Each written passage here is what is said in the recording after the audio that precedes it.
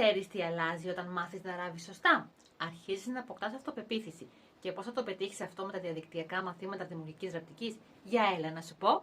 Το πρώτο και πιο σημαντικό είναι ότι θα μάθεις να χειρίζεσαι τη ραπτομηχανή σου. Θα μάθεις να ρυθμίζεις σωστά τη ραπτομηχανή σου ανάλογα με αυτό που θέλεις να ράψεις. Ίσιο γαζί, ζιγζάκ, καρύκωμα, απλικέ. Ό,τι σου αρέσει θα μπορείς να το κάνεις.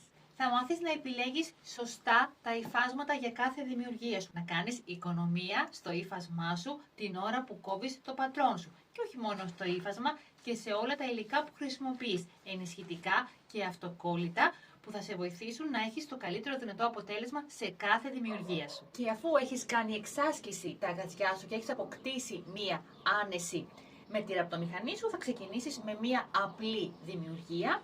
Ένα τετράγωνο σουβέρ για να πίνεις τον καφέ σου. Θα συνεχίσεις και θα μάθεις πώς να δημιουργείς όμορφα υφασμάτινα στολίδια. Θα ράψεις ένα σουπλά διπλής όψεως με ενίσχυση και εφαρμογή απλικέ.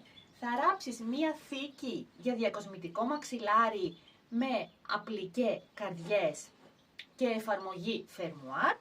Και τέλος θα ράψεις μία υφασμάτινη τσάντα και μπορείς να εφαρμόσεις την τεχνική του απλικέ σε ό,τι σχέδιο σου αρέσει. Σε κάθε δημιουργία σου δείχνω βήμα-βήμα τι να κάνεις, από το πώς θα τοποθετήσεις το ύφασμα πάνω στον πάγκο σου μέχρι πώς θα ράψεις το τελευταίο σου γαζί. Και όλα αυτά τα μαθαίνεις από την άνεση του σπιτιού σου στο δικό σου χρόνο.